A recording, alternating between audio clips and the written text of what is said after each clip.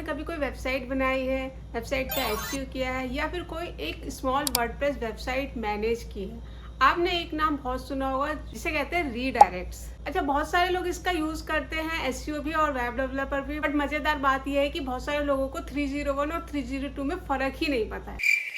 इसके कारण आप एक छोटी सी गलती कर देते हैं और आपका पूरी वेबसाइट का एसईओ ही खराब हो सकता है।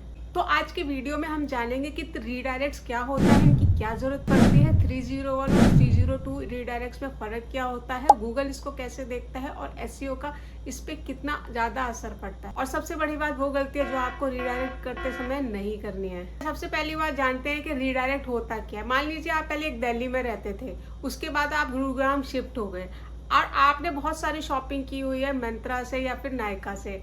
आपका डिलीवरी एजेंट आपका पैकेट लेकर दिल्ली वाले एड्रेस पे पहुंच जाता है, बट आप तो अब गुरुग्राम रहते हैं, तो अब आप क्या करेंगे? जो आपका पैकेट है वो आपके गुरुग्राम वाले एड्रेस पे डिलीवर हो, तो आप अपने जो दिल्ली वाले एड्रेस पे नोटिस बोर्ड लगा देंगे जहां पर आप लिख देंगे कि प्लीज मेरा ये न्यू एड्रेस है और आप इस पर मेरे पैकेट्स को डिलीवर करें। सेम तरीके से वेबसाइट भी वर्क करती है। मान लीजिए आपने एक नया डोमेन खरीद लिया है और आप चाहते हैं कि मैं पुराने डोमेन मुझे पसंद नहीं आया और मैं नए डोमेन पे अपनी वेबसाइट का सारा ट्रैफिक ट्रांसफर करना चाहता हूँ, तो आप रीडायरेक्ट के थ्रू आसानी से कर सकते हैं। अच्छा, रीडायरेक्ट्स की जरूरत कब पड़ती है? जैसे आपने अपनी वेबसाइट के पेजेस का यूआरएल स्ट्रक्चर चेंज किया हो, या फिर आपने पूरा डोमेन ही माइग्रेट करना हो, या फिर आपके जो दो पेजेस हैं जो एक जैसा कंटेंट शो कर रहे हैं उनको मर्ज करना हो, या फिर आपको ब्रोकन लिंक फिक्स करने हो। इसके बहुत सारे यूज केसेस हैं और बहुत इंपॉर्टेंट जगह पर ये यूज होता है। अब आते हैं असली सवाल पे, 301 क्या होता है और 302 क्या होता है। 301 एक परमानेंट रीडायरेक्ट है। एक बार आपने कर दिया तो ये परमानेंटली ही अप्लाई हो जाता है और गूगल को सिग्नल जाता है कि जो भी आपने चेंजेस किए हैं वो परमानेंट हैं। गूगल को सिग्नल दे रहे हैं कि आपकी करंट वेबसाइट की जो भी अथॉरिटी है, जो भी लिंक बिल्डिंग है, जो भी डेटा है, वो सारा आपके न्यू वेबसाइट पर या न्यू डोमेन पर ट्रांसफर कर दे। जब 301 अप्लाई करते हैं तो गूगल समझ जाता है कि आप अपनी वेबसाइट की अथॉरिटी इस डोमेन पर ट्रांसफर करना चाहते हैं। 301 किन किन सिचुएशन में आप यूज कर सकते हैं?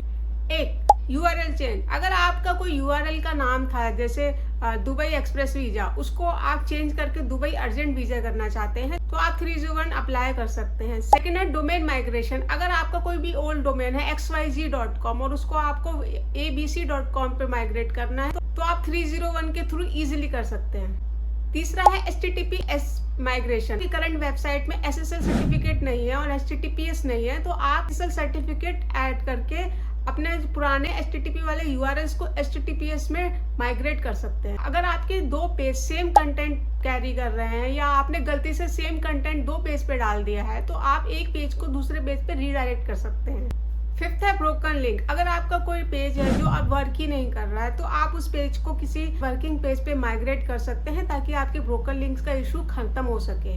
अब बात करते हैं 302 की। 302 एक टेम्पररी सॉल्यूशन है जिसमें आप गूगल को ये बताना चाहते हैं कि आप टेम्परली ये चेंजेस अप्लाई कर रहे हैं, ये परमानेंट चेंजेस नहीं है और जो पहले आपकी वेबसाइट थी या डोमेन था या यूआरएल था वो सेम रहने वाला है। मान लीजिए आपकी वेबसाइट की मेंटेनेंस चल रही है और आपने टेम्परली अपने होम पेज को मेंटेनेंस पेज पे रीडायरेक्ट कर दिया, तो गूगल समझ जाएगा कि ये टेम्पररी चेंजेस है, ये फिक्स नहीं है, तो वो आपके होम पेज को एज इट इज रैंकिंग में रखेगा।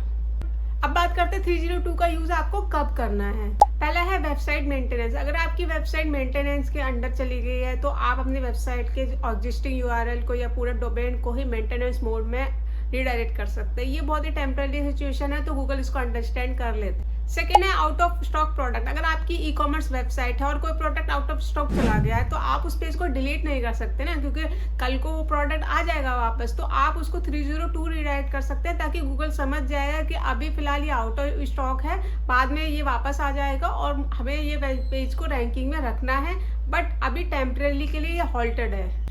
A/B testing. अगर आपने कोई नया लैंडिंग पेज बनाया है और आप उसकी A/B टेस्टिंग करना चाहते हैं तो भी आप इसका यूज कर सकते हैं बहुत आसानी से। आपने कोई सीजनल प्रोडक्ट लॉन्च किया है और आप उसको जस्ट टेस्ट करना चाहते हैं तो भी आप 302 रिडायरेक्शन का यूज कर सकते हैं। Temporary landing page. अगर आपने कोई गूगल एड्स चलाना है या मेटा एड्स चलाना है तो आपने कोई टेम्पररी लैंडिंग पेज बनाया है तब भी आप 302 यूज कर सकते हैं। सबसे बड़ी गलती क्या होती है? सबसे बड़ी गलती ये होती है कि आपने कोई नया पेज बनाया, आपने या फिर आप कोई ए बी टेस्टिंग के लिए लैंडिंग पेज बना रहे हैं और आपने उसको 302 लगा दिया, ठीक है, और आप उसको लगा के भूल गए, तो क्या होगा, गूगल स्लोली आपको 6 महीने 3 महीने बाद वो उसको एज ए 301 कंसिडर कर लेगा। तो आपको ये गलती नहीं करनी है।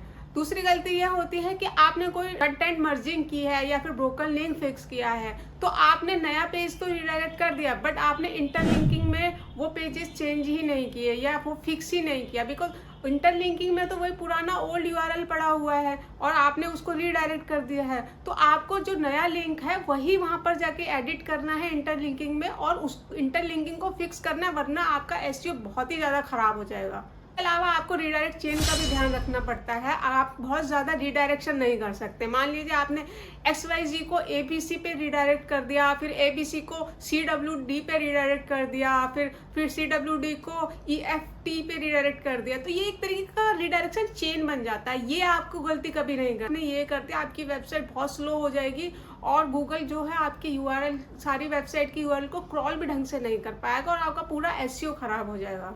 अपनी वेबसाइट पे रीडायरेक्ट ठीक से लगा है नहीं लगा है ये कैसे देख सकते हैं? आप टूल यूज़ करते हैं सेमरस, Ahref, वहाँ पर आप जाइए, अपना डोमेन नेम पुट कीजिए, वो आपको लिस्ट बता देगा। और मेरा पर्सनल फेवरेट है Ahref। Ahref बहुत अच्छे तरीके से आपको 301, 302 सब तरीके के जो URL हैं जिनमें क्या क्या इश्यूज़ हैं, इंटरलिंकिंग में क्या क्या इश्यूज़ हैं, उसकी वजह से वो सारा आपको शो कर देगा। फाइनल कंक्लूजन, अगर बदलाव टेम्परेरी चाहते हैं तो 302 यूज़ कीजिए, अगर परमानेंट चाहते हैं तो 301 यूज़ कीजिए। आप ये गोल्डन रूल रट लीजिए, 301 परमानेंट, 302 टेम्परेरी।